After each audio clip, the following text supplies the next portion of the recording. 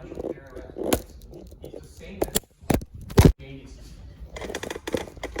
So anyways, so if you have the Gm of this M1 R2, Gm multiplied by R04 in parallel with R02 will be the gain of this amplifier. That's it, right? I've done it multiple times. Anyways, if you just recap it, M5, M6, and M5 and M6 will be providing the current to these differential pairs, and M5 current will be the same as M6 if the size is the same. However, if the size is different, if the W is different, it will be proportional. Anyways, that bias current will be split into two branches, right? So that they will be providing the bias current. And notice this node over here is AC ground because the signal will be swinging like this. So the node in the center is high invariant. So if you look at it on the AC signal wise, this is a ground. Okay. With that, we have calculated the gain will be Gm multiplied by the R02 in parallel with R04, or you can do the same with this Gm. It's Gm1 multiplied by R01 in parallel with R03. You can also do that. Single-ended gain will be half of that, meaning that single-ended analysis is that you just see this amplitude in the gain or whatever you got. But for differential gain, differential amplifier itself, if you just split it and take the gain of the half, meaning that you're not taking difference of these two outputs, but you just look at this output, the gain will be half because input was just half of difference, right? So that's why the gain is actually half. Same for the V1 and V2. Right? That's what we did last week. Any questions up to this point? Okay. Oh, let me ask you this question a little bit more fast. I asked the same question yesterday. How many fours and zeros do we have here?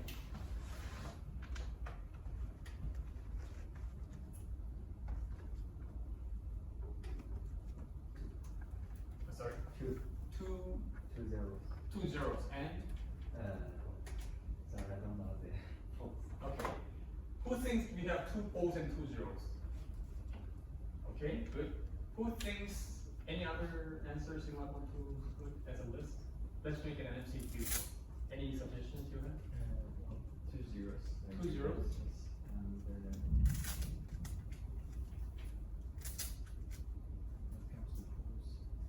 That we can follow the signal from the. That's right. You can follow from signal to the output. Let's look at this case.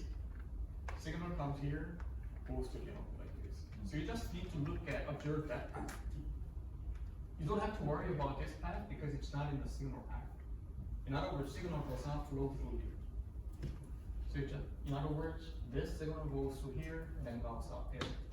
So any nodes, so one node here and one node here, those are the two nodes you have to concentrate on. Potentially, there will be two poles in one node here and one node here, right? Because there are two nodes. But this node, you don't have to worry about why. There's no input or source impedance, so you don't have to worry about it. Because if you multiply infinite with the Miller capacitance, whatever you have, that will be infinite. So you don't have to worry about that part. Whereas this node, yes, you do have to worry about. You have to carefully see there are some parasitic capacitors. So here, the load capacitance will be associated with that. Multiplied by R03 in parallel with R01 would be the pole location. So one pole exists here, right? What about the zero? Before we finish yesterday's tutorial, you follow the signal path, and if there's any parallel capacitance, that will be zero. And do you see any hidden parallel capacitance here? Yes, you do. There's overlapping capacitance between gate and source, gate and drain. Right? That will result as that will play as a zero. So that will be working as 1, 0, and there's one pole. You might be saying, what about this side? We have another pole here and another 0 here. But note the amount of resistance and capacitance will be the same because it's symmetric. It means that the whole pole location and zero location will be exactly the same. So in other words, you just see one pole and 1, 0 in this case. All right. If you have a source impedance, of course, the Miller cap, which means this capacitance multiplied by gain of this bar, will be effectively shown up in the gate, which is another pole. So if there's source impedance, two poles, 1, 0. If there's no source impedance, 1 pole and 1, 0. Okay, is that clear? Very good. Yes. So source impedance will only be, as we will know in this one, if there is a shunted Capacitance. That would be a Miller cap, right? Miller cap. So Miller capacitance is in common source amplifier like this one, right? Common source amplifier, if there is a shunt path, like a series, a parallel path from input to the output, which is overlapping capacitance, that capacitance will be effectively shown from the input side as a shunt capacitance multiplied by the gain. Right? If this was 1 picofarad, I mean, it should be 1 picofarad. Let's say 1 picofarad, let's say, for ease of calculation. Then, let's say the gain was 100, then it would be effectively shown as a shunt capacitance of 100 picofarad. That was a Miller capacitance, right? You remember that? Yes, this is what I'm talking about. But here, in this particular example, because there's no source impedance, even with that Miller cap, there's nothing to multiply with. To be infinite. So then you don't have to worry about the poor location there. In reality, of course, you always have finite source impedance. That means you always have Miller capacitance to worry about. Does that make sense? So how do we know when there is a input impedance? Oh, impedance is not if there's any impedance that is connected. It's not another system attached to it. Another system attached to it. And even if there's another system attached to it, if there's no indication of source impedance, then you can assume there's no source impedance, which means you don't have to worry about it. So for that, you can go back to our exercise in tutorial 1, where the frequency response is there, and also the lecture that we have covered. But it's quite simple. If nothing occurs, you don't have to worry about the pool there. All right? Yes. So the answer is 1. 1 pole, 1 0 for this particular example. Okay. And it depends on that in the gain. This is the zeros, because if the gain is like 5, for example, then we don't have any zeros, right? No, 0 is always there. Why? You don't have, you shouldn't be confused. When we talk about the Miller cap, right? This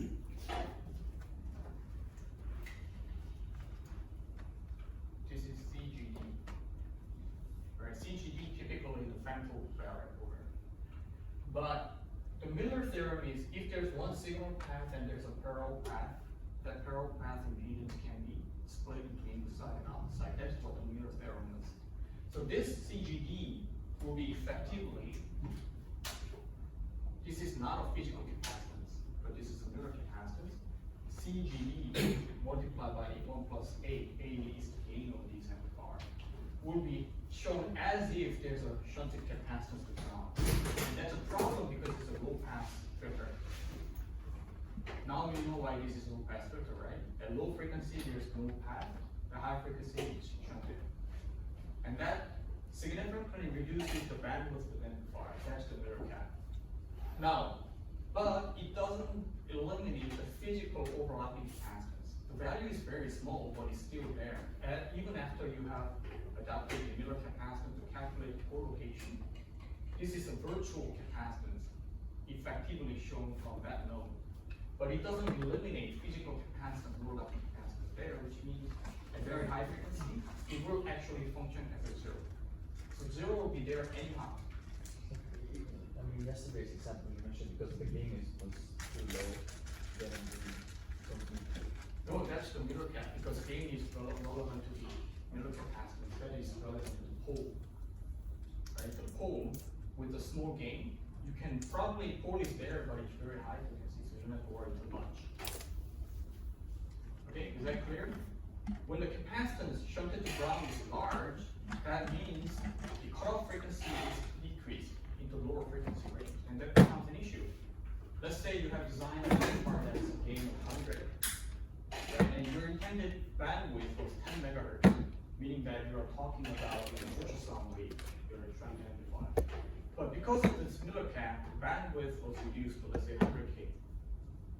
That means even if you have 100 gain,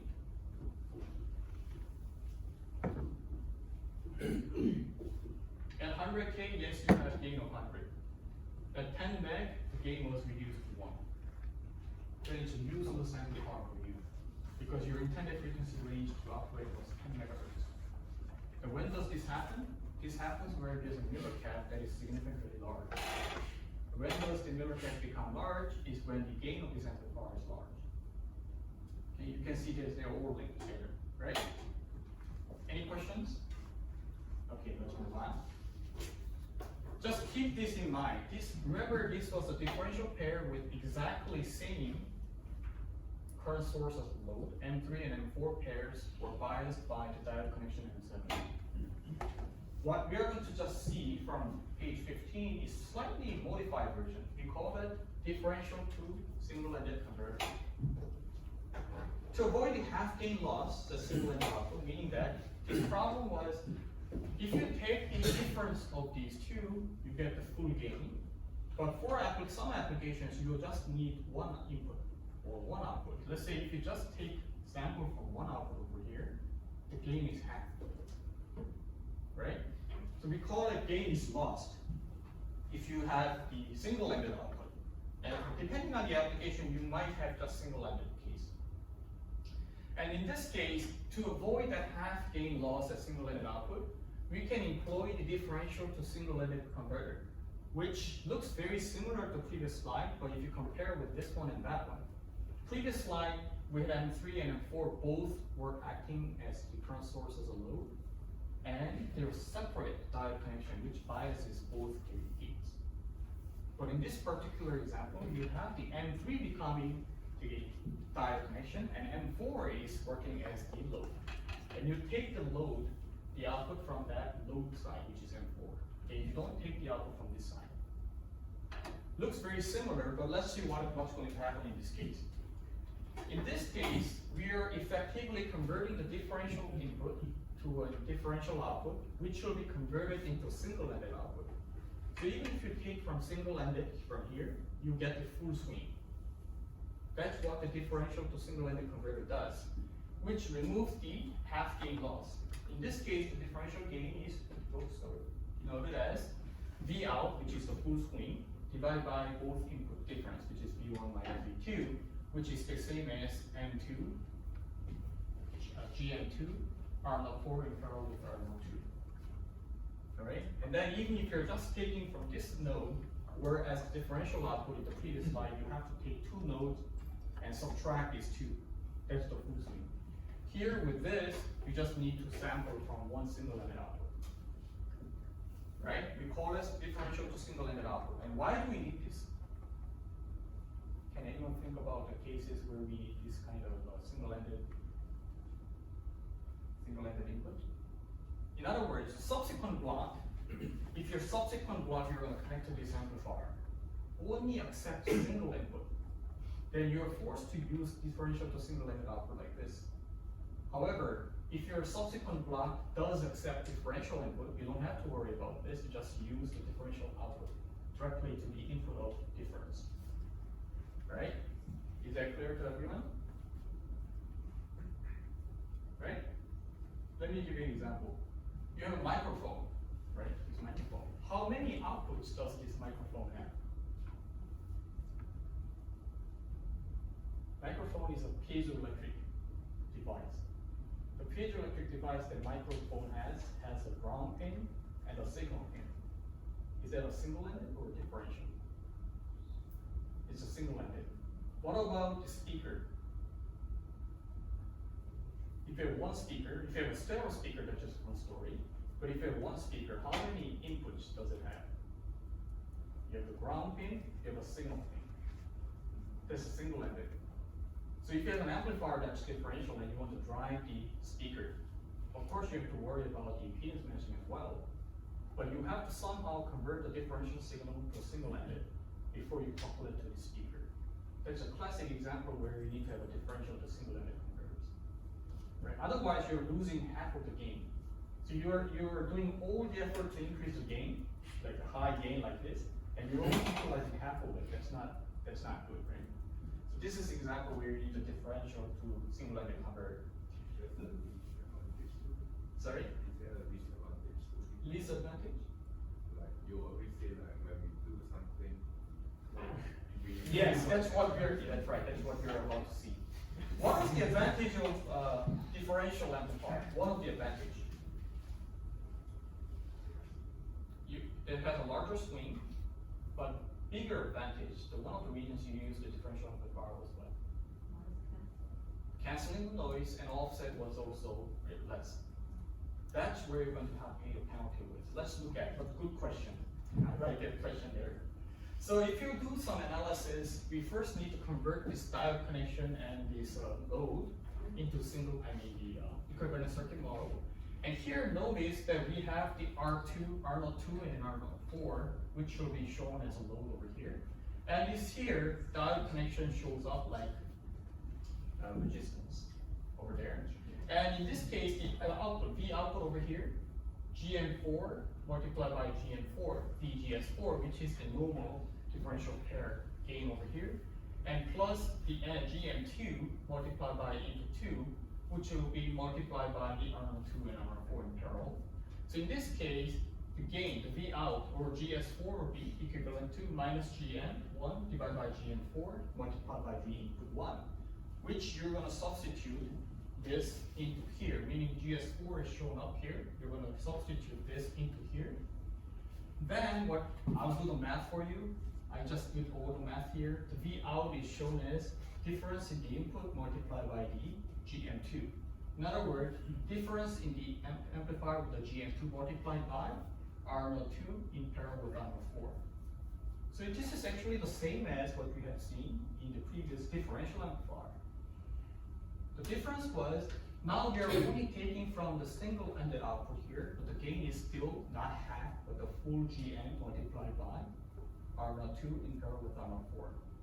So that's what the differential to single-ended converter does.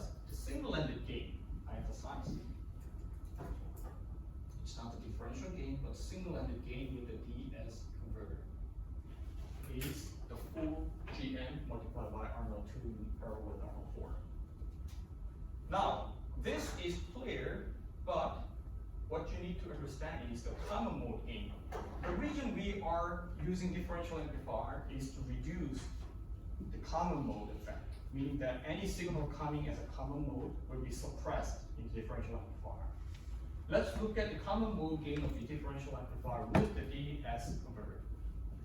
In this case, if input and input 1 and 2 are the same as the common mode input, by the way, some of you were asking in the project, how do I calculate the common mode gain? This is exactly the answer.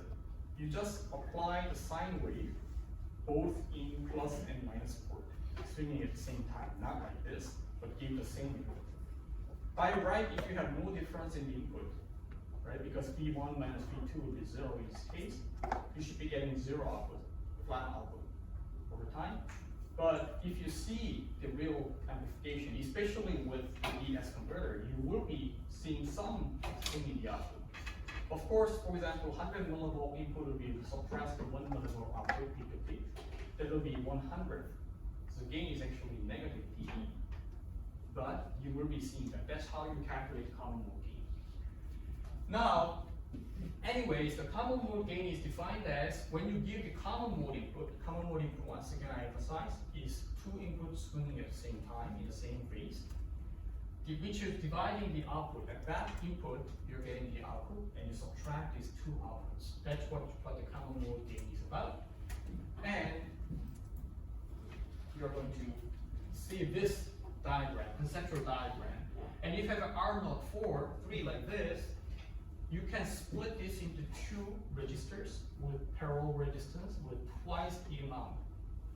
Why? Because it's equivalent to having, you can see that the 2 R03 and 2 R03 in parallel is equivalent to 1 R03. So if that's the case, you can actually split it and then just look at half of the circuit. That's the same analysis we did, by the way, yesterday we did similar analysis with capacitance. One capacitance we split into 2. Because one in center is virtual ground for the AC, and we split it. Same technique is used here. And here, the common connection can be removed because there's no signal swinging in this AC ground. All right, so half circuit, you just reduce this to M1 with the common mode input with the V output, Or you can just choose this pair as well, this branch, and 2 with B output 2. You can also choose that. Up to here is quite straightforward, right? Now, if you analyze this into a half circuit, what we'll be looking into first of all is that B output 1 is minus IO2 multiplied by RD, which is making sense, and in which the REO2 is the same as GM1, VGS1. This is from the equivalent circuit. And the common mode input circuit is actually VGS1 plus IO2 R03 multiplied by IO1. What is that? The current flowing is IO1, so this voltage over here will be this 2R03 multiplied by this current, which is shown over here. So this voltage plus the VGS is this voltage over here. I repeat, this voltage in dot over here plus the VGS is the input common mode. That's what is shown here. Input common mode is VGS plus the voltage at the source.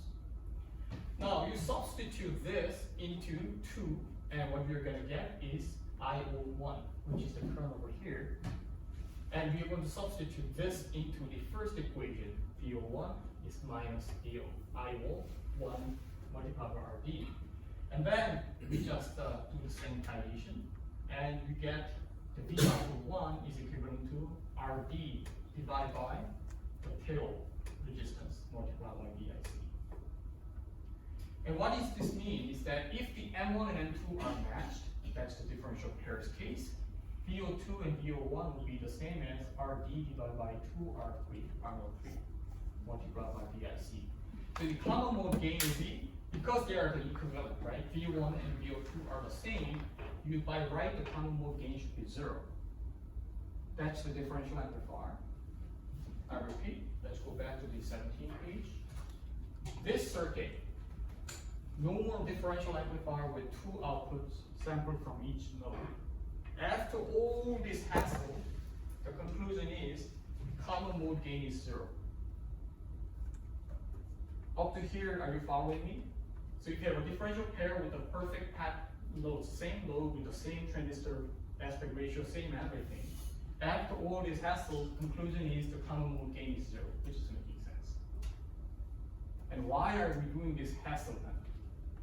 The answer is, this is linked to your question, by the way, because if you do the differential to single-ended output conversion, the common mode is non-zero.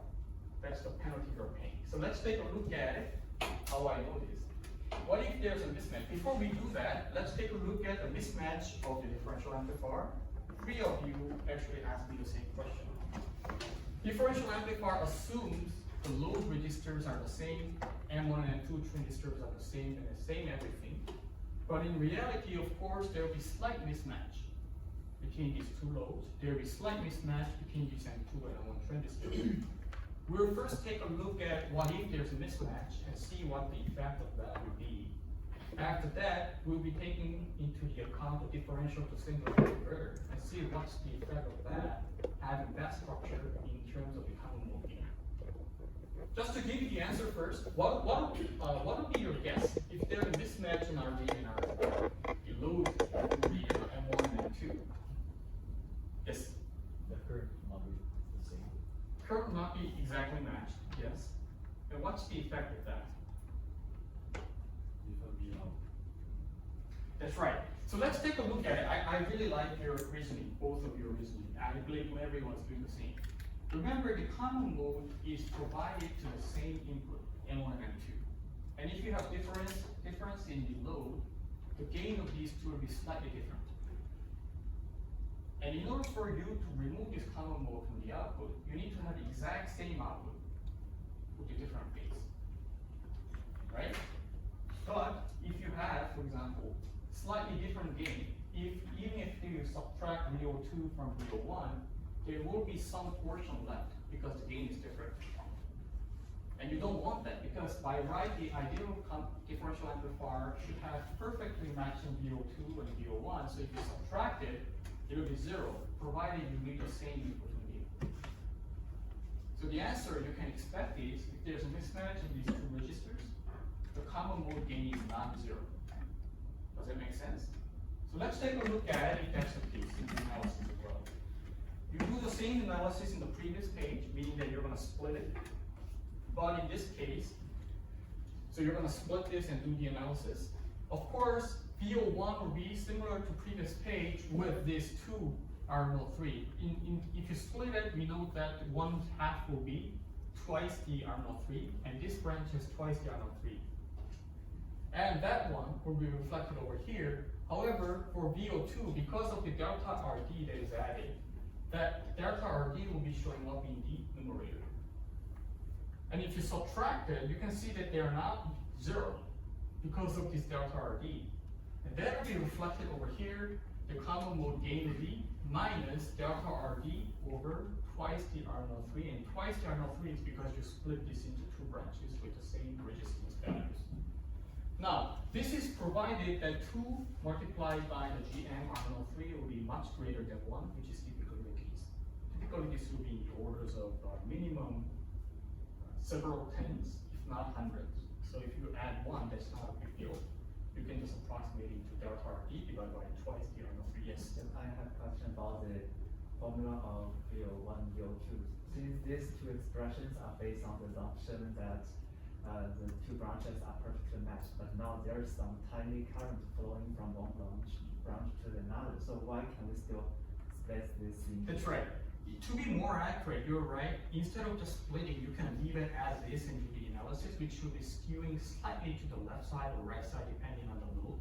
But it will be very, very similar in this case. Now, if the mismatch is like twice the difference, let's say one side is RD and the other side is twice the RD, then the node over here is non-zero.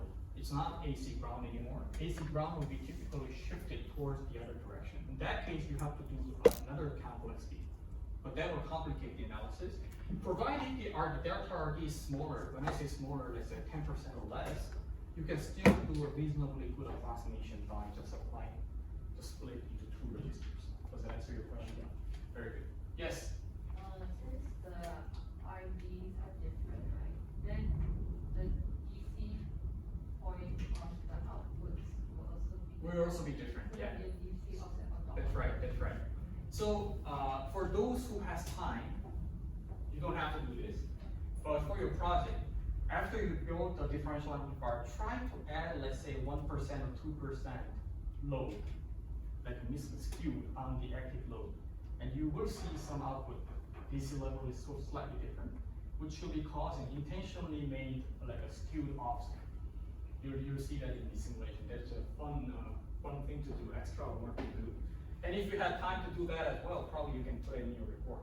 That's an extra work that you want to show off. Okay. Anyways, note that the VO2 and VO1, this is VO1, sorry.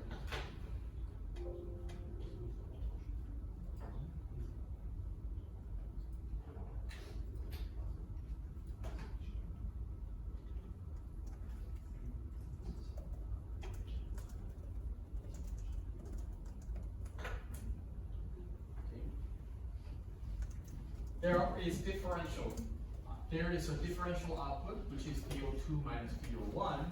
And this is unlike the previous case whereby the RD was matched. You can see there is remaining portion.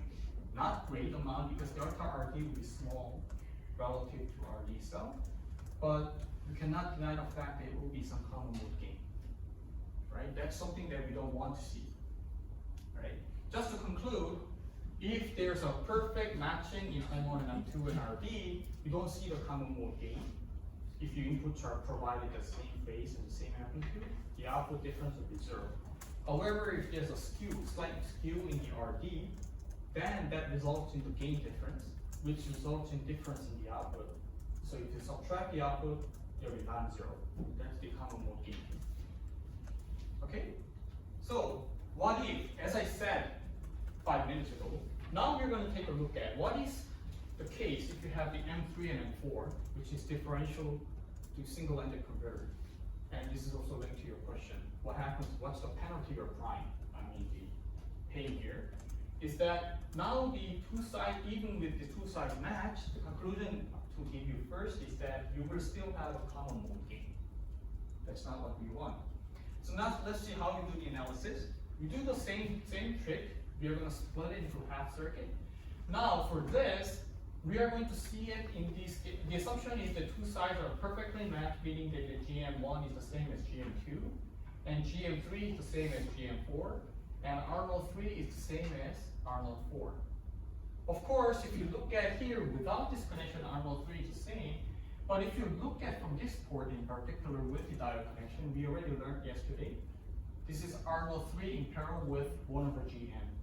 And 1/GM is so small that you only see 1/GM from this side. But anyways, that being said, we are going to see that this is you can approximate this into one single-ended circuit because the single-ended output, we want to make sure this is a single-ended.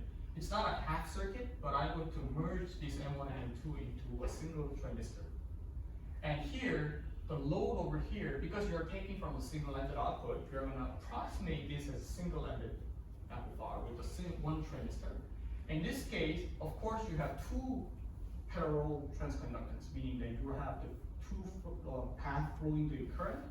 So it means that the amount of current that you can flow through this single merged transistor will be twice that amount, because you have two branches. Now in that case, what about the load? Load is because common mode, the output is the same as VF, and VF is over here. So the node F can be shorted with the V out with the value of R03, 4, which both are half values because you also have two branches, and 1/2 of GM3 and GM4 because you also have one GM3 portion, which is the diode connection small resistance we saw from yesterday's analysis. Right? So in other words, you have a very small amount because you now have a small amount of GM3 looking into 1/GM3, looking into the F. But anyways, you're going to, with this circuit, you're going to do the same analysis we did 2 pages ago for the common mode gain. And what we're going to do is, now we have this as a load. Load is 1/2 of GM3, which in parallel with the R04/2. And you plug that into the same analysis in page 18. And the conclusion is you get the common mode, which is GM2 divided by GM3 over 2GM2 R05. And that's not 0. That's a problem. The differential amplifier is meant to cancel out the common mode gain, but because of the differential to single-ended converter, you're achieving effectively with the differential input, you get the one single-ended output. That's good, but you're not suppressing enough with common mode. If you compare this with the mere single-ended amplifier, you still have suppression in the common mode. However, that's not sufficient compared to like fully differential amplifier with the differential output. That's what we need to remember. So in this case, the approximation of these is assuming that the R04/2 is much greater than 1/GM3. And 1/GM3, I repeat, like yesterday's discussion, for those who were absent,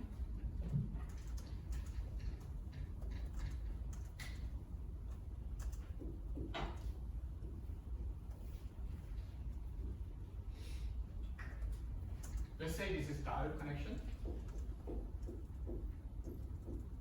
4 bias diode. 4 bias diode has a very small DC resistance. And how much is this DC resistance?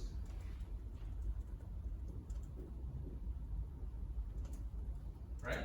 So when you have a 4 bias diode looking into the anode or cathode in the signal path, the gain will be 1/GM.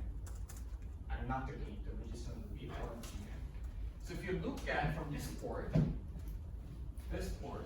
into this side, from M4 side, it will be R04. From this side, notice this is a diode connection. This means you can replace this effectively as a diode or bias diode. Hence, if you're looking into this over here, it's a time invariant signal, which is 1/GM. That's the resistance value you will see. And that's very, very small amount. Alright? You shouldn't confuse this with the normal transistor looking into the drain port. Alright? Any questions here? Okay. Now, just to summarize the common mode gain, which was also a very important concept. An ideal differential amplifier with differential output has 0 common mode gain, which means you have the common mode interference, just like 50 Hertz signal coming in. That's coupling to the both plus and minus port of the differential amplifier. And then if you take the difference in the output, the common mode will be shown as a zero output. Alright? For those who are confused, what I'm talking about is this.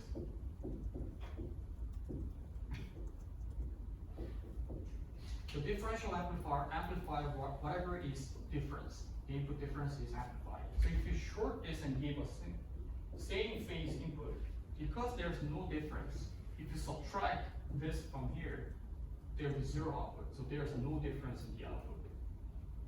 That's the differential amplifier.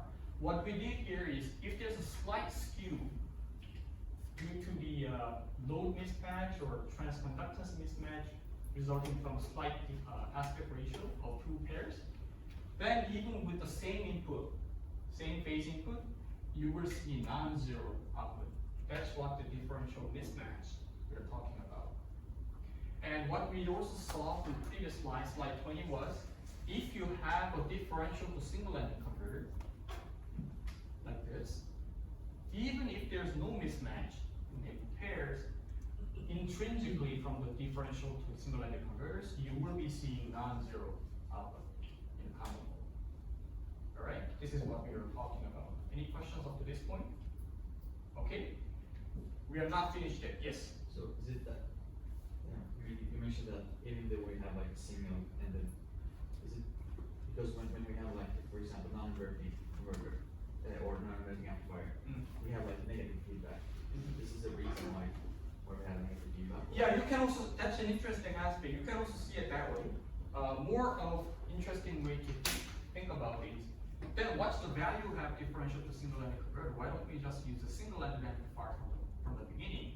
Is because you still have suppression in the common mode, but it's not as much suppression as you have without differential to single-ended converter. That's the way you can see it.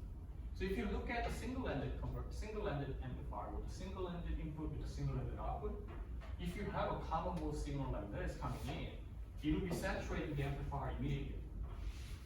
Let's give an example. Let's say there's a common mode 50 Hz interference in 1 volt peak to peak coming in, and you're giving 1 millivolt ECG signal. This is not a unrealistic assumption. It's actually totally realistic situation. The ECG amplitude will be typically millivolt. The common mode 50 Hz coupling to your body may well go above 10 volt peak to peak, but I'm reducing it to 1 volt peak to peak just to start off with. Now, 1 volt peak to peak in signal is 1,000th of that. What will happen to this amplifier? If the single-ended amplifier with 1 volt peak to peak with 100 gain, are you getting 100 volt peak to peak output? No way. The supply was 1.8 volt. This means you'll be either getting VDD or ground at the output, saturated. Right? What happens if you use the differential amplifier? This 1 volt peak to peak will be common mode, 50 Hz coupling to your body. Plus port and minus port will be both coupling to 1 volt peak to peak. You only amplify the difference of 1 millivolt. Then you'll be getting 100 millivolt peak to peak ECG signal with rejection of 1 volt peak to peak in common mode. Are you getting it up to this point? Or you're confused a little bit? Yes. Okay, ECG signal will be typically coming in as a differential signal because you have the plus port and minus. Think about ECG amplification. You have done this monitoring, right? You have multiple electrodes, and with the difference from the ground electrode and the signal ground electrode, you will be taking the difference of these two. So the ECG electrode will be differential signal coupled to the differential amplifier. The common mode for the ground electrode and the signal electrode will be both coupling to 1 volt peak to peak. So that will be showing up as a common mode signal. The common mode signal will be suppressed by the differential amplifier. You only get the amplified version of the difference, which is the ECG amplifier, ECG cell. Right? This is a classic example. Now, if you had a differential to single-ended converter with the differential input, you can still suppress this 1 volt peak to peak, but not completely. It will be still showing up a little bit. because of the mismatch. Alright, that's what I was trying to say. Is that clear to everyone now? Okay. Now let's come back to this common mode gain summary. An ideal differential amplifier with differential output has zero common mode gain. Now, it doesn't appear at differential output. The common mode will be completely rejected and doesn't show up in the output. This is the main reason to adopt the differential amplifier topology as opposed to the single-ended. I gave you an example of the ECG amplifier. You seldom use single-ended amplifier for amplifying your physiological signal because your body actually couples all sorts of interference. You'll be surprised how much interference is coupled to your body. Right now you're sitting in this room. You don't feel it, but you'll be surprised how much interference, electromagnetic interference is coupled to your body. It's safe, don't worry. Human beings have been living with this for hundreds of years. It's safe, but you cannot deny the fact that it couples to your body. So if you're trying to take some physiological signal like ECG or EEG or EMG, for example, you better go for differential amplifier. All right? Now, practical differential amplifier has non-zero common mode gain because there is mismatch in the load. Load being whether it being the current source is an active load or a passive resistor, there will be always mismatch.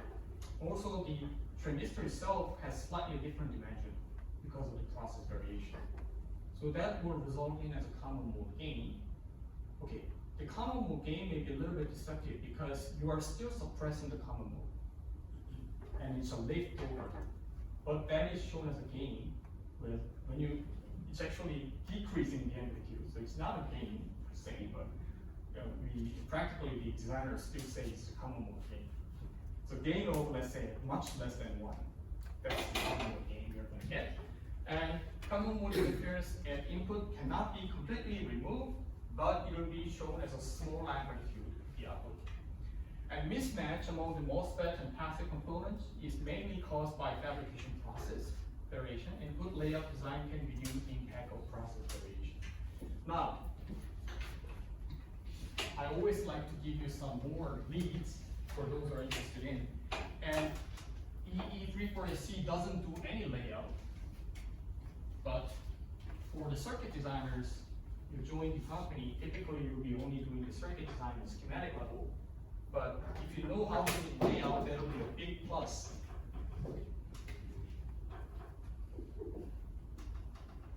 I'm not saying you should draw the layout in EE3408C, but let's say, okay, this is the differential amplifier. And this is a transistor layout I'm just showing. For those who are, I'm looking at the top, this is the beautiful layout. You will have the gate and drain and source like this, right? And it's quite natural for you to be temp withdrawing source to drain because it's symmetric. All right? This is how you design as a novice. Let's say a novice designer. You map this directly to this layout like this, but a careful analog designer will be drawing the layout like this. Drain and source. And why is that? This is, okay, first of all, this is totally out of scope. So if you don't understand, that's totally fine, but still meaningful to understand. Okay, and you? Because the manufacturer will stick with one configuration of orientation for the manufacturer when it gets launched. Right, I like this analysis. I remember in the doping process, there were 7 degrees tilt, so the dopants will see different, causing the different drain and source. And yeah, I love this class, this year's class. Okay, just to give you some background, this is the layout. Layout means you're designing the blueprint for the fabrication. All 3 of you got the point. So when you do the layout, the chip company like TSMC will receive your layout and convert that layout into the mask. Mask is, let's say you have a wafer, and you're going to draw, okay, this is the diffusion layer, and this gate becomes like like this. This is the vertical cross-section of the wafer, right? And how you fabricate this drain and source and gate is based on mask the photoresist, and then you expose that to light. That's like a photography. I don't know how many of you use the film cameras. I did. But that's similar to photoresist, meaning that if you have a mask that's masking and that there's only part of the silicon wafer that is exposed to light, then those light exposed portion versus mask version will have a difference. And you can etch away only the exposed areas. And that's how the photoresist works. And etching works, and that, for order for that to work, just like he said, you have to have a mask. Like this. And you're going to, let's say for diffusion, you have to have a high speed ions and very high temperature to be implanted to the wafer. And that beam, ion beam, is not always coming vertically. Just like he said, it can be slanted, and it is likely to be slanted. The wafer this size these days is like 300 millimeters, and most likely the wafer center and the wafer at the edge will have a different angle of the ions coming in. And if it is your unlucky piece which was in the edge of the wafer, then the slanted angle will be higher. And imagine that you have a drain, source, and drain. Then this drain and this drain has different angle of attack, which will lead to the difference. Let's say this is more like etched away more, this is less etched, which causes drain difference. Whereas if you have the drain, source, yes, you will see difference, but the amount of that mismatch will be similar to the drain side and similar to the source side, so mismatch will be less. And a good analog designer will even takes this into account. That you are drawing it, a layout notice will be showing, most likely if you draw like this, the layout person will map it directly. That's how we do it, and I see that no exception with my students. But if you're drawing it with the other way around, like intentionally do the schematic that wrong, that's not going to affect your simulation at all. But if you pass that to the layout artist, a good layout artist will be mapping it into drain source for differential pairs. Okay, any questions? If you didn't understand, just forget it. I just wanted to give you some extra. Because I know that this year's class has a good understanding of what's going on. Anyways, a good layout design, this is what I mean, can reduce the impact of process variations. Right? DSSD versus, oh, by the way, D means drain, S means source. DSSD or DSDS, no effect on the polarity. Signal will be not different, all right? However, the mismatch impact will be different. Okay, if the output taken through the digital differential to single-ended converter, the output is single-ended, even though there is no mismatch, then because of the DS converter, you will have common mode gain showing up. Again, this common mode gain is a little bit deceptive because actually the gain is much, much less than 1. Typically, you probably at least 60 dB, minus 60 dB, meaning that you'll be suppressing it significantly, but you will still see the output with the common mode portion suppressed. And you will see that in your sub-project, by the way. Any questions up to this point? Okay, so last portion of the today's lecture will be the CMRR, followed by some discussions on the frequency response of the differential amplifier. So let's look at the common mode rejection ratio, CMRR. Okay, CMRR is something that the differential amplifier designers always care about. And can anyone guess what this is about or interpret this language? Common mode rejection ratio. Actually, this term tells many stories. Can you guess? No? Okay, let me ask you this question. Do we want to have a high CMRR or low CMRR as a differential amplifier? High CMRR, because it means that you are rejecting common mode competitors. Right? That means it's a common mode which is rejected. So we introduced another metric called the common mode rejection ratio to evaluate how well the common mode interference from the plus and minus port is suppressed. And how do you define it? Is that you're going to define as 20 log, which is the dB, of differential gain divided by the common mode gain. Now, in ideal differential amplifier, I set the common mode is completely removed. In that case, how much is the common mode gain? 0. Then in the ideal amplifier, differential amplifier, what is the CMRR? Infinity. You're getting it. Ideal differential amplifier has a finite differential gain and 0 common mode gain, hence the CMRR will be infinite. But I already told you in reality, you will not be getting 0 common mode gain. You will have, let's say, common mode is suppressed by 100. That's 40 dB, right? 100 would be 0.01. And let's say differential gain was 100.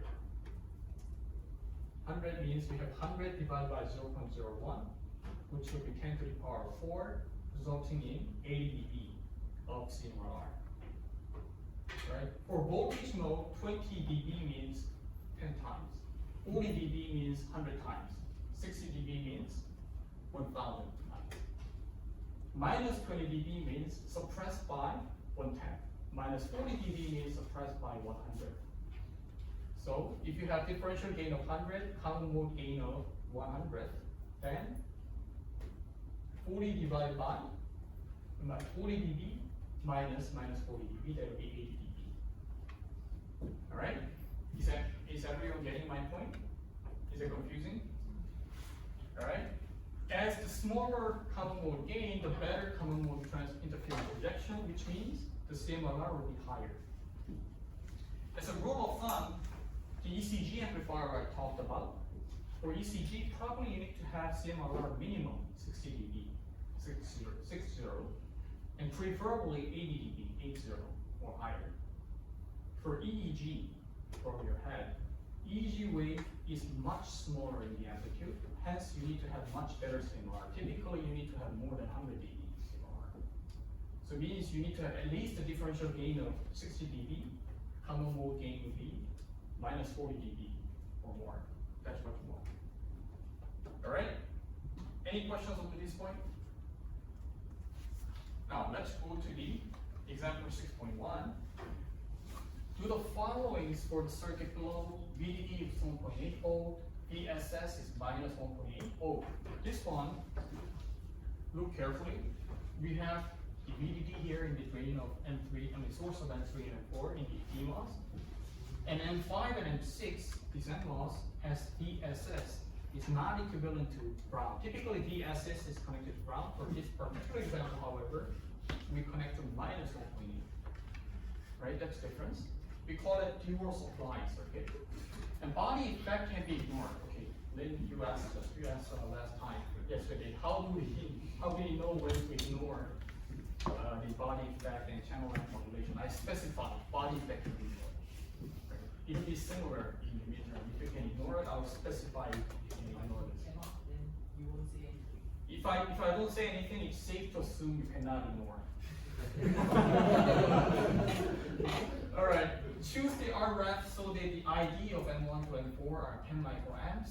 Find the small signal gain and R out. Find the signals in, oh, by the way, when I say ignore the channel length modulation, right? You can easily think that channel length modulation, if you ignore it, ideally speaking, if you ignore it, that means the ID curve will be flat. The R naught will be infinite. But that's not what I mean when I say ignore the channel length modulation. When I say channel length modulation can be ignored, from the drain current equation, you don't have to worry about the secondary term. That's what I meant.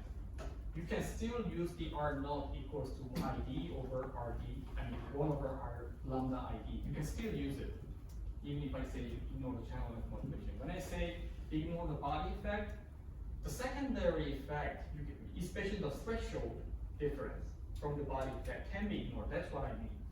All right, don't be confused. Anyways, so find the small signal gain and R out, find the signal swing and D out, calculate the common mode gain and CMRR. Okay, so it's all the same exercise we have done so far.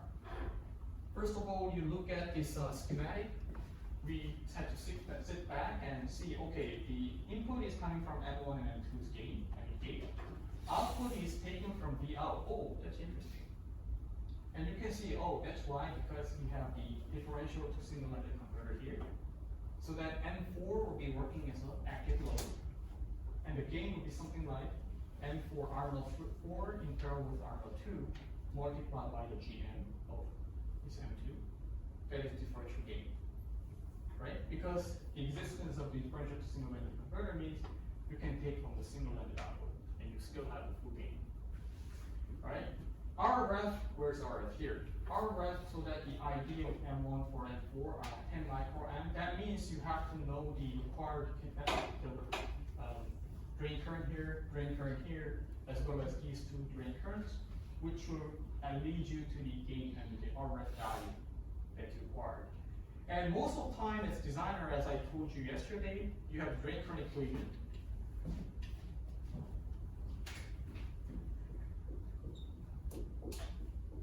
In saturation.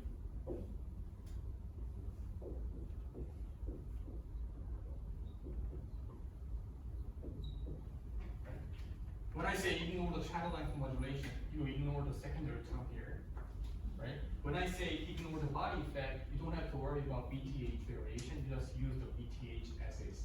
That's what I mean. Anyway, how do I, some of you, in fact, many of you are asking me, how do I know what equation to use? My answer to that is always use this equation, right? And if you know the ID value, like here, we have the ID value given. So that M1 through ID of M1 through M4 are 10 microamp. It means the ID is already known. And we do not know the W value. W value is already given as well. Good. Then from this equation, what do we need to know? We can extract the overdrive voltage from those two information. In the other hand, if you have unknown ID and you know the overdrive voltage means you either know the VGS with known VTH, or you have the overdrive voltage as is given, whatever is the case, and you have unknown ID, you can easily extract it from here. But in design phases, you will easily encounter the situation whereby you only have one known value, and you have two unknowns. This is where you need to make a decision by yourself. I'm going to decide the overdrive voltage will be 0.3, for example. That correspondingly leads to the WL that is required, and vice versa. That's how you're going to do design. That's different from analysis, right? Anyways, and small signal gain on R0, we already know the small signal gain is GM2 multiplied by R04 in parallel with R2. Right? RF, we can already get it from, notice 10/1 is the aspect ratio here, is 5/1.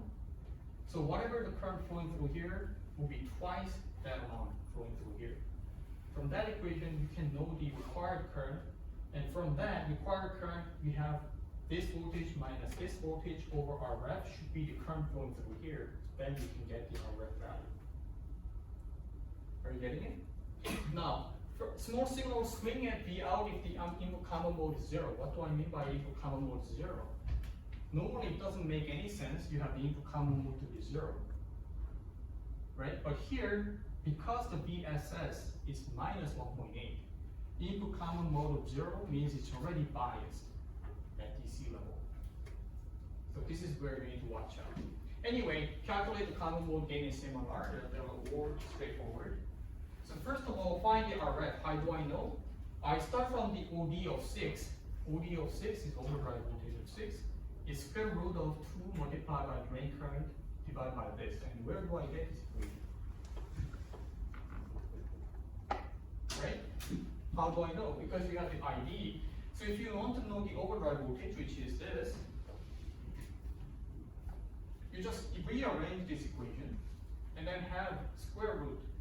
That's where you get that equation. So instead of memorizing that equation, I just recommend, of course for the quiz, you'll have your cheat sheet, already converted version, so you can choose the equation accordingly. But 2 years after graduation, you forget everything, right? Just show this equation and you can easily convert this into the format you need. So this square root of 2 multiplied by 10 micro, which is ID, divided by K prime N, as shown here, and WL, which is this one, right? And that leads to 0.17 volts override voltage of 6. And why did I calculate the overdrive voltage of 6?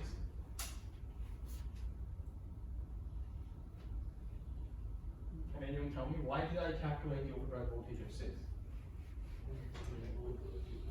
That tells you, right? That tells you the voltage over here. If I know the voltage over here, 0 minus this voltage divided by our rep is the current required. And the current is already given. ID of M1 and M4 was what? 10 micron and 10 micron. So this will be 20 micron here. If it is 20 micron, what is the current over here? It's not 20, watch out, because the aspect ratio is half. If this was 20, this will be 10. So now what you're going to do is 10 micron equals to this minus this over our rep. That's what you're going to set over here. V minus VSS minus the over GS6, which is the traffic voltage we just calculated over the RF, will be 113 kilovolts after you plug in all the values given. Any questions? Okay. Now, find the DC gain. Okay, DC gain means, as we have exercised, DC gain doesn't mean you put 1 volt DC and then the output is 100 volts, but this is a low frequency gain. Low frequency meaning this is frequency. And before the roll off at high frequency happens, there's a gain at low frequency.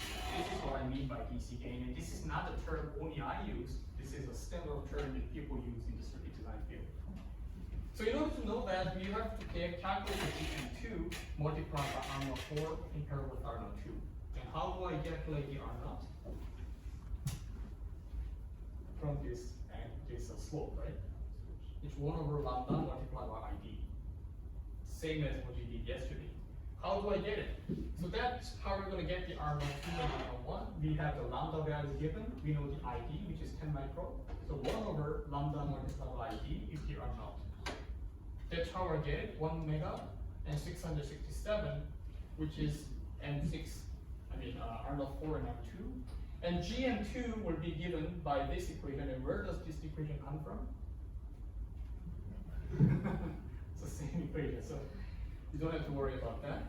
And you get the GM of 5.29 to the power of negative 4 Siemens. So the gain is GM2 multiplied by R0. And then R out, which is R2 in parallel with R4, which is 212 volts per volt. Any questions? Okay, the same thing as what we did with the tutorial. Try to accomplish yourself, please. Right? Find the output swing. What is the output swing? Output swing is how far you can go from M4 and how far you can go down towards the M2. And how far can you go up into the M4 section? We have to maintain what? Minimum? The overdrive voltage. Otherwise, if you go beyond the overdrive voltage of M4, M4 will start falling into triode and no longer this is working as an alarm. So the swing side for the plus side is VDD minus the overdrive voltage of M4 minus the out, which is and because the drain of the V2 is the same as common mode minus the threshold, it's minus threshold voltage of N because common mode was 0 volt. From the assumption we are giving this common mode as 0 volt, so that's equivalent to minus the threshold voltage. And that means, and by the way, the swing to the minus side is V out minus the drain voltage minimum. Right? That was threshold voltage. So the V out plus threshold, because the minimum voltage was minus threshold. If you put it in the equation over here, it will be V out plus threshold.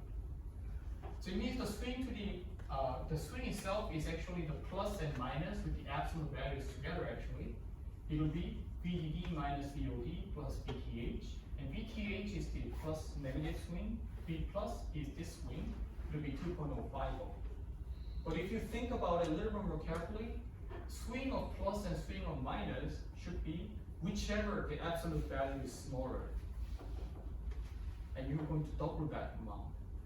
So this is theoretical swing, but actual swing will be, let's say if this plus sign was 0.7 volt, minus swing was minus 0.6, then the absolute swing is actually 0.6 multiplied by 2, which is 1.2.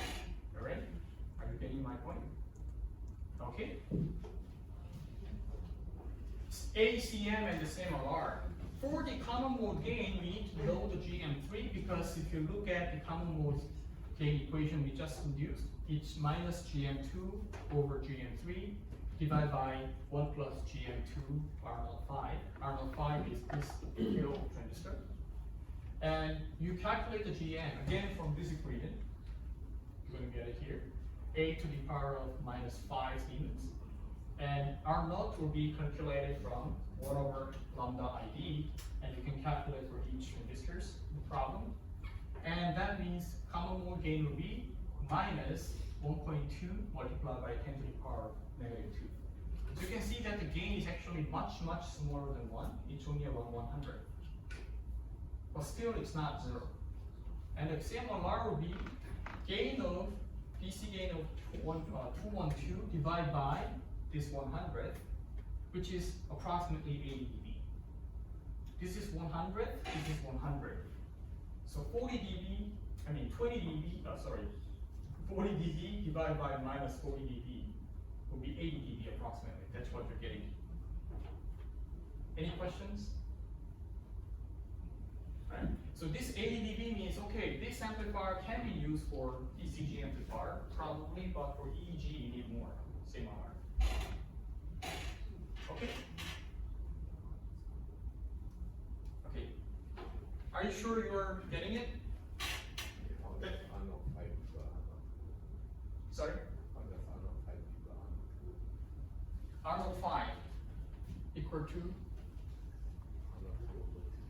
Oh, this one, the R05, you just need to calculate, okay, R05 and R2 is calculated from 1 over lambda 2. And this is actually twice the current flowing. Right? If the lambda is the same, obviously that's how you're going to get it.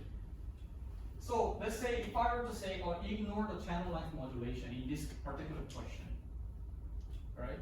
I don't mean you're going to have the infinite R0. What I mean is from applying this equation, you don't have to worry about this part. But for the R0, you still can use 1 over lambda ID. Don't be confused with what I'm the assumption I'm giving. Is that clear to everyone? All right. And why do I sometimes give you like an assumption you can ignore the channel length modulation to make your life easier? Otherwise, you will have to worry about the secondary term, and that's not going to make a great difference. All right. Okay, let's move on to the last part of today, which is the frequency response. That's not in the midterm, but it will be in the final. That's why we need to spend time.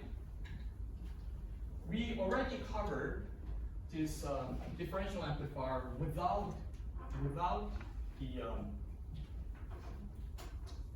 differential to single-ended converters. In this case, that you can see that there is load capacitance given. So you have to watch out for the signal path. Okay, there's one signal path coming here, then going out. Potentially there are two loads. If there's a source impedance, you have to worry about the Miller capacitance. It will be resulting 2 poles. But as I said, if there's no signal impedance, you don't have to worry about link sign. But anyways, how you're going to calculate that is that you're going to look at the differential pair mismatched, and CL, the load is a lump parasitic capacitance at the output. And what is the lump capacitance is that unless there's a specific load capacitance attached, which is realistically always the case, otherwise you can see that there's hidden capacitance, for example here, drain to gate, all van 4, drain to bulk, and drain to gate, drain to bulk, for van 2. Those should be all attached. Alright, and so you can see that for this example, and over here, you also have drain to bulk and drain to gate, drain to bulk and drain to bulk gate of M1. Drain has to be all logged in. That's what we're going to care about. And that's coming as a load. But in the real situation, on top of that, let's say you have attacked the oscilloscope probe. The probe itself has a capacitance. That will be also working as a load capacitance. So you have to, in reality, you also have to think about that as well. But anyways, this means we'll have a transfer function of a single pole, and you don't have to worry about this transfer function. I already discussed with you why we have a single pole. If you have a source impedance, there will be two poles. Otherwise, you have a single pole at the output. Now, how many zeros? I already told you. Signal path has a parallel overlapping capacitance from drain to gate of these M1 and M2. And that will function at high frequency as a 0, right? So that's 1, 0. You have a symmetrical 0 here as well as here, so that's 1, 0 in frequency. All right? Now, these analysis, previous analysis was more intuitive way. This slide I'm going to skip, but for those who are going to need it, is that you're going to convert this into a small signal model, and all the hassle, you conclude there's still a single pole. That's what we wanted to show. But anyways, in EE3408C, my intention is try not to draw and then do the analysis, go through this hassle, but try to have your intuitive eyes open. So that when you look at the circuit, oh, I already see that how many poles and zeros are there, and that's how we're going to function and how we're going to handle these right away. That's what you need to know, as well as the gain. Right? And you already know the gain of these amplifiers, right? Right. Now, what's the difference with the frequency response with the differential to single-ended converter? This is a slightly different aspect. Now, first of all, where is the signal path? One signal path goes from the gate of the M2 through the output. But what about this input? This input goes through here, through here. So you can see it's not symmetric now, and you have to watch out a little bit. Let's spend some time in analyzing this. So in this case, first of all, the load capacitance over here, the load capacitance will be GD4, DD4, GD2, and GD4. So it means drain to bulk, drain to bulk, drain to gate, drain to bulk, gate, drain to bulk, and drain to gate of M1 and M2. That's load capacitance.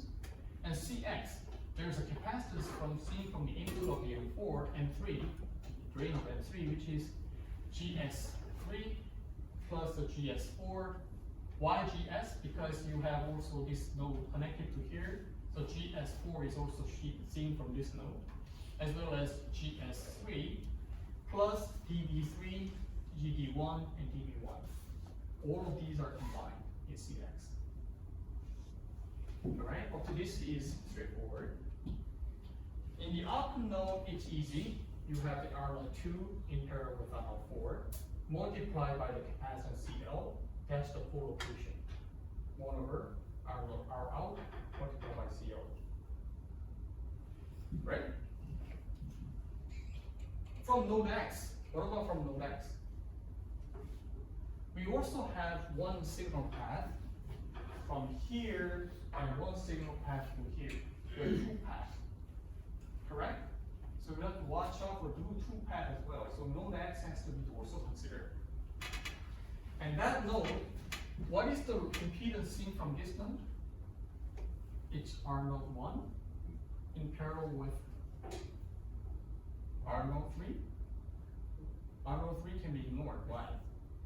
It's a diode connection, much smaller resistance is seen, and what is that impedance? 1 over GM3. So it's actually 1 over GM3 in parallel with R node 1. If you don't want the approximation, it's actually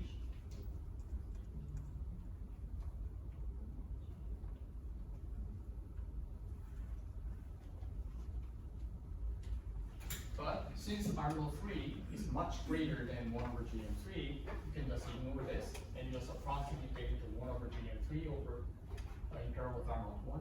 which is approximated as 1 over GM3. Alright? So this means core location 2 is GM3 divided by RCX. Because as I said, 1 over GM3 in parallel with R0 1 will be much greater, so you can approximate to 1 over GM3. Alright, so there's a second pole here. Are you following up to this point?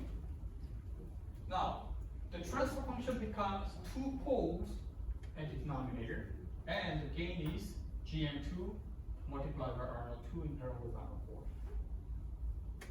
Okay? Any questions up to this point? Okay, we go to the last page. As I said, for the input here, there are 2 branches. One signal goes to the red arrow, the other one goes to the blue arrow. So both nodes has to be considered. That's why we analyze one pole from the CX, the other pole from the output node over here. And output node, you only have single capacitance CL, which considers this, and this, and this. And R04 in parallel with R02. That was the node position here. Here, you have only 1 over GM3 for the impedance with a CX. And CX is this, as well as from here, you have this and this. That has to be considered. Okay? So red path has 2 poles. Why 2 poles? Because 1 pole here and 1 pole from the output. Blue path has 1 pole from the output, and the 1 pole over here and this pole over here are the same pole. So how many poles do we have in concurrent? I mean overall, we have 2 poles. Do you see it? And why 2 poles? Without even doing this analysis, you see that signal path, there's 1 in the output, but there's another signal path through this differential to single limit converter, which this node has to be considered as well. Okay, so there are 2 poles. Up to here, do you have any questions? Now, let's make it a little bit more complicated. What if there was source impedance? How many poles are there?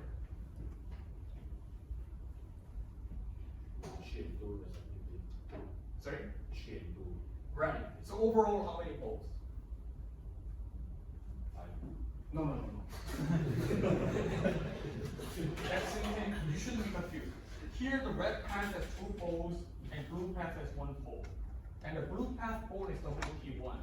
Red path has the second pole, which is also WP1. So these 2 are the same pole. So the answer combined, you have 2 poles for this slide. You understand? What if there's a source impedance? 3 poles in the red, 2 poles in the blue. But those 2 poles in the blue are the same 2 poles in the red. So how many poles can we make? 3 poles. You got it? That's how you can quickly analyze it. How many zeros?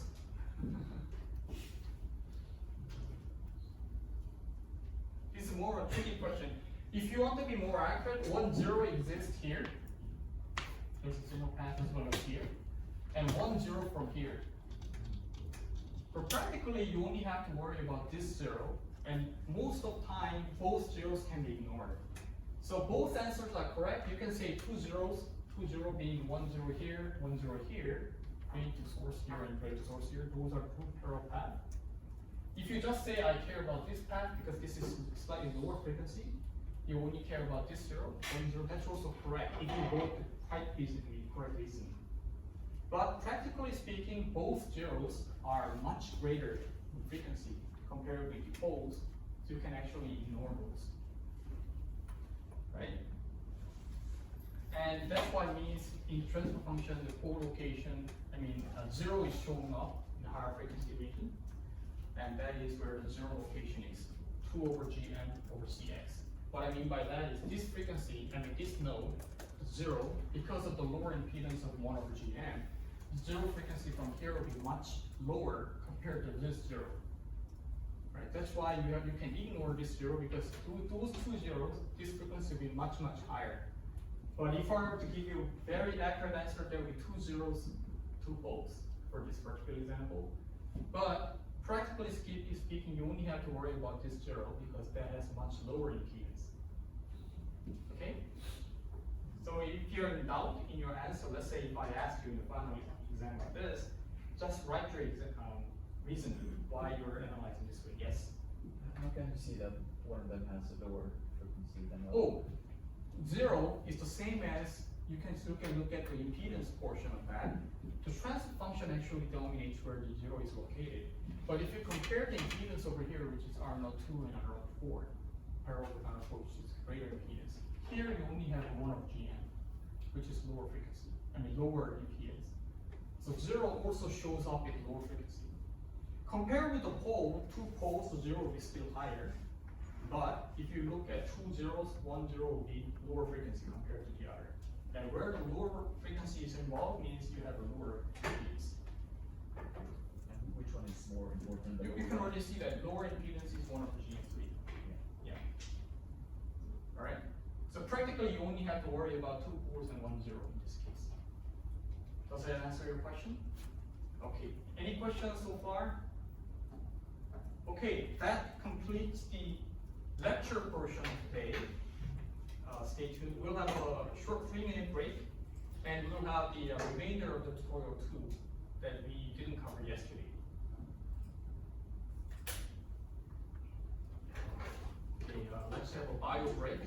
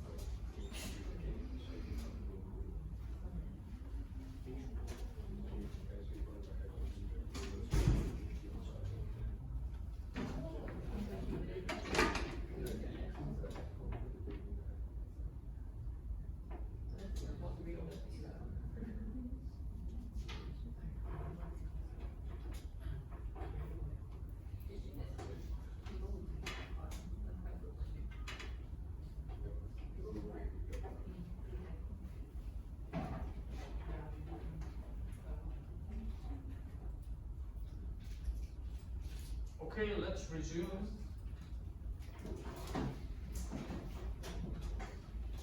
Here we have a design problem. Okay, design problem is actually a very important portion of this lecture, EE3408C.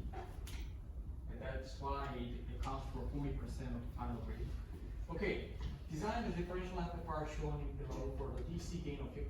Again, the DC gain doesn't mean you put 1 volt input, you get 50 volt at the output. It means the lower frequency band before the roll-off happens is 50. Size of the transistors determine that, and bias is the BB1 and BB2.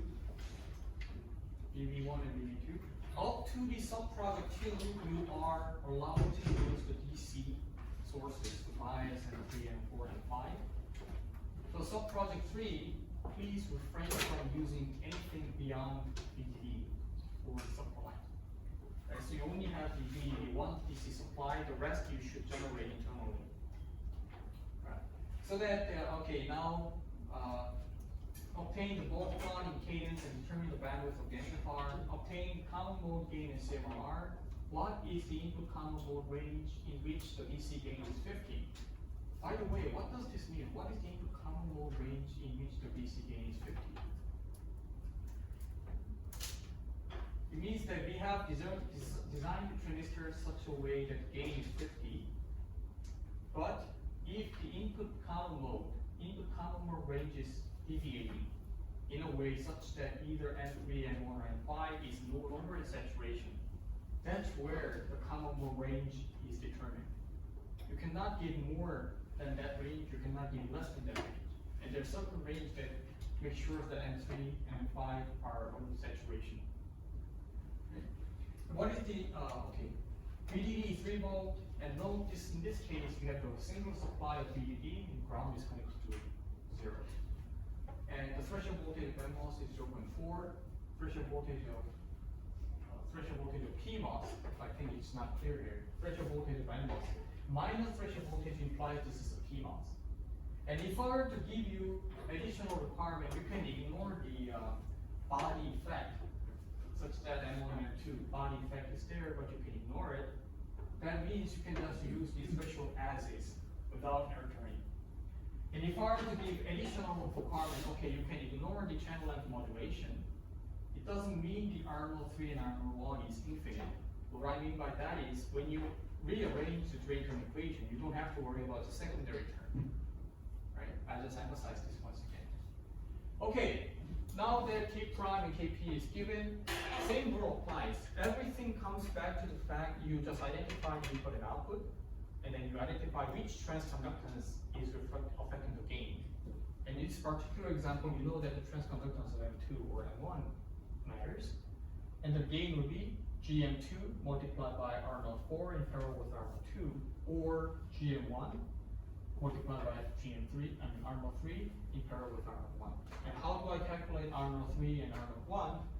Is from the drain current. You have the drain current. 1 over lambda with the drain current will be the R0. That's how you want to approach it. If we have the lambda here, the drain current will be calculated. Now, if you want to calculate the overdrive voltage of a transistor, then probably you can play with the drain current and W/L, the aspect ratio.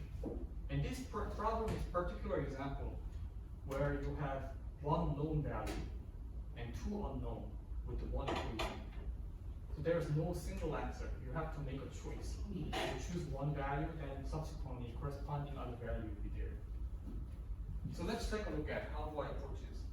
We choose the DC value, the voltage is different node. Single-ended swing is the half of differential, right? And then single-ended, the differential output swing is 1 plus minus 1 volt. So that single-ended swing at each swing over here, the opposite phase, will be 0.15 volt each peak.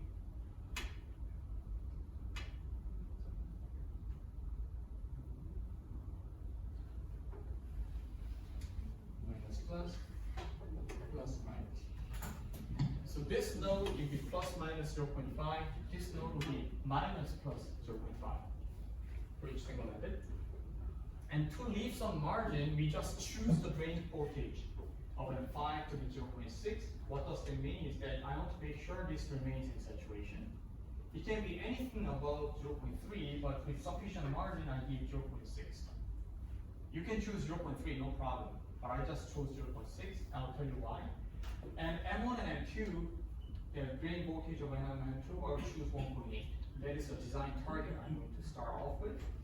And there is a 1.2 volt rule for the output swing because we have chosen 1.8 here. We have potentially 1.2 to the positive side. Of course, we have to maintain the M4. But VDD minus 1.8 will be 1.2, and 1.8 minus VD5, which is this voltage, will be, I decided this to be 0.6. So 1.8 minus 0.6 will be, you have potentially negative side 1.2 volt swing as well. So this is design target I just chose. You don't have to do it this way. All right, are you getting it? Now, for the VB1 is this voltage in VB2, with also the WL05. WL05 is determined by the drain current of these two branches. Now, we also choose the overdrive voltage of M5 to be 0.6, and VB1 is the equivalent to the VGS4, right? VB1 is the VGS4, because this voltage is equivalent to the VGS of M5. And we know the threshold voltage of M5, that was already given. And if you know the VGS, that's the overdrive voltage. So if you know the overdrive voltage, you can actually use the drain current equation to induce the WL. Again, this is it didn't just pop out without any background. It's just the rearrangement of the drain current equation. Except here, I did have the secondary term Y. This is channel length modulation factor, and why is it there? Because I didn't specify ignore it. So you just put it there. But you'll notice that having this or not doesn't make a great difference. But anyways, so this is drain current equation with the drain current over here, and then also WL. which will be approximately 100 to 110. And how do I know that is because I know that if I choose the overdrive voltage to be 0.3, VB1, VGS line will be the same as threshold voltage plus the overdrive voltage. Threshold voltage was given as 0.4, and overdrive voltage, this is my design choice, is 0.3, hence VB1 should be 0.7 for that. If I choose different overdrive voltage, consequently the base voltage of VB1 will be also different. Right? So I expect actually each student have different value there. Right? For overdrive voltage, 0.3 will be, I would say, a reasonable assumption because this is sufficiently high compared to, let's say, when the transistor goes to triangle, it will be overdrive voltage will be typically around 0.1, I say 0.1 or slightly lower. But with additional 200 millivolt, you can make sure this is saturation. Any questions up to here? Okay.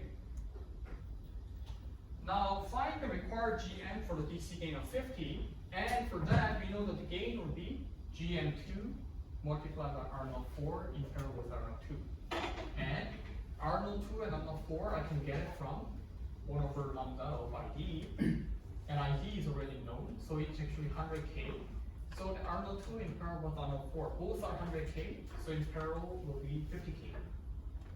And GM is actually induced by the gain and the R0, which is 1 milliamp per volt. That's why, because we already know the gain, that's why we're going to get it. Because gain is GM multiplied by the load, but now we have the given gain, which is 50, target is 50, and we know the output values, that's the transconductance. Right?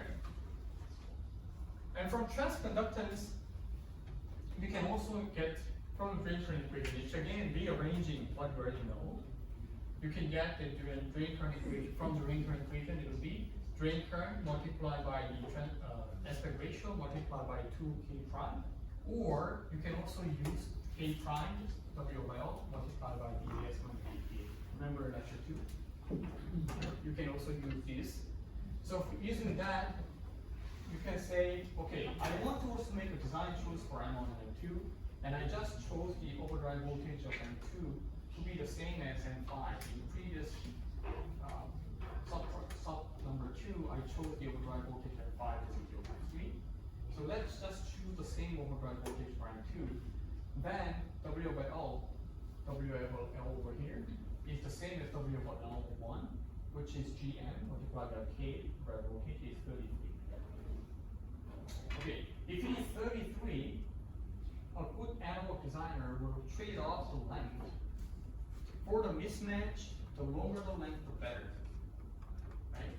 But for the price cost perspective, the smaller the better. So you have to trade off between the cost aspect and the performance. But I would probably not use the minimum length, unless in tutorial 1, remember that you have the very low impedance node, whereby I wanted to maximize WL to drop the output impedance. That was an exceptional case where I wanted to use the minimum length and maximum width allowed. But apart from those exceptional cases, I'm probably refrain from using the minimum length. I will probably use the minimum, let's say twice or 3 times the minimum length. And when I say the minimum length, the PDK you're using is 0.18 process. The minimum length allowed is 0.18. So probably I will not go below 0.5 microns for mismatch purposes. Right? So 33 of 0.5 will be probably around 16.3, 16.5 over 0.5 microns, or even higher. That's what I'm going to choose. And WL of 4 and 3, you can use similar equation, but now the channel length modulation is considered for the overdrive voltage. But if I told you can ignore the channel length modulation, forget about this secondary and just use this. That's what I mean. SD, the source to drain over here, is the VDD minus 1.48. And where does that 1.8 come from? Is that in the section 1, I just chose 1.8 to be upper level. I mean 1.2 as the upper level. So SD2 should be VDD minus 1.8, which is 1.2. And I choose the same overdrive voltage for M4, which is 0.3. Okay, What if I use a bigger value for overdrive voltage? That's good news for more stability. You have more margin for this transistor saturation. However, that consequently reduces the swing because you have to make sure the overdrive voltage is maintained. That reduces the potential output swing. So you have to balance out.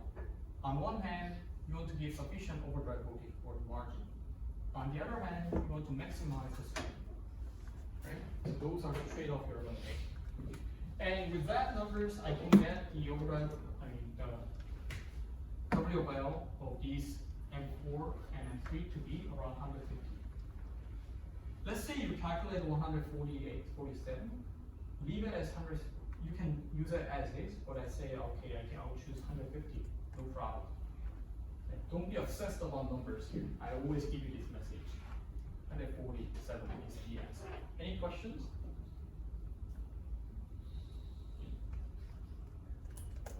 Now, determine the VB2.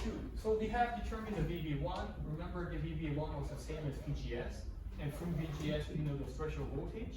So that's equivalent to the overdrive voltage. That's how you choose the VB1. Now VB2, how do I choose the VB2? Is that for a swing of 0.5 volt, VD4 should be 1.8 plus 0.5 because the upper level is given as 1.8.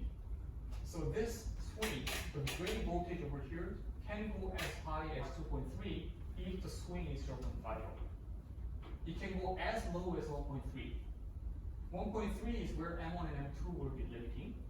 If you go to the positive side, the 2.3 is limited by M3 and 4. That's why we have to both look at the plus and minus side. For plus side, we have 1.8 plus 1.5 with 2.3. And since we have chosen the overdrive voltage to be 0.3, you can choose other values if you want. I just choose 0.3. And VSG in that case would be 0.64, which is the threshold voltage of PMOS, plus the 0.3, which is 0.194, and VB2 subsequently is the VDD minus VSG4, so that becomes 2.06 volt.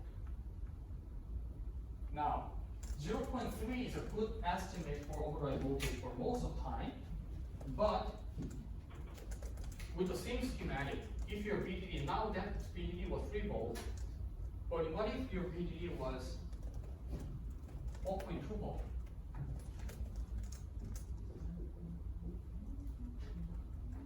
If your VDD is 1.2 volt,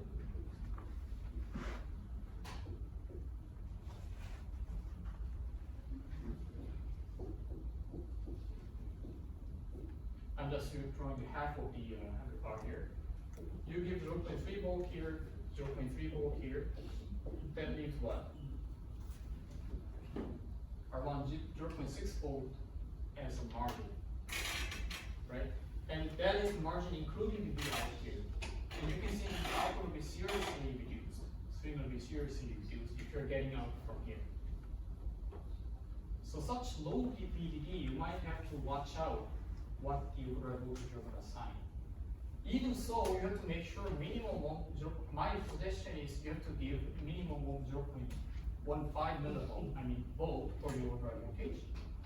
If you have sufficient headroom in the supply, 0.3 volt for your overdrive would be a reasonable choice. But if your headroom is not that high, you might want to reduce the overdrive voltage to let's say 0.15. Right? So this is another design choice you might want to choose. Any questions? Since M3 and M4 are in situation in the maximum swing, the drain voltage of M4, which this voltage over here, is 2.3 minus 2.06. 2.06 is the VB, which is 0.24 volt. And that makes, make sure this is less than the threshold voltage. Remember in the PMOS, the drain voltage, this is gate voltage and this is drain voltage. In PMOS, if the drain voltage is the gate voltage is higher than drain, you are safe. If it's the other way around, make sure the difference is no more than the threshold, and that's what we are checking here. Drain voltage minus the gate voltage, it's less than the threshold voltage difference, so M3 and M4 is in saturation. You must double check after design is complete if this satisfies, the condition is satisfied.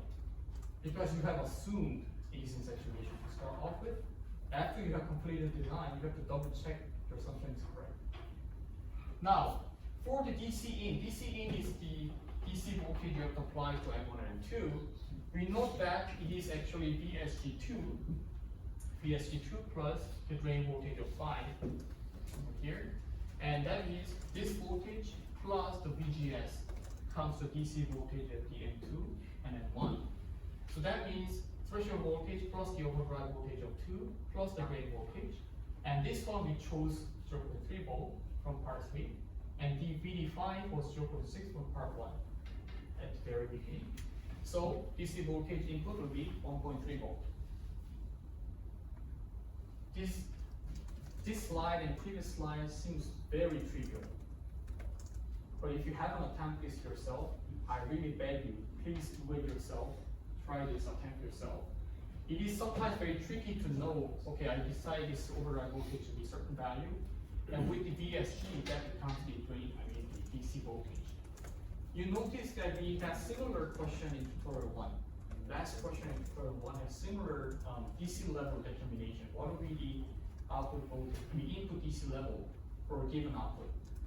In tutorial 1, it was 0.6 volt, and consequently, you have first state transistor and followed by second transistor, which determines the input of the input transistor DC4, right?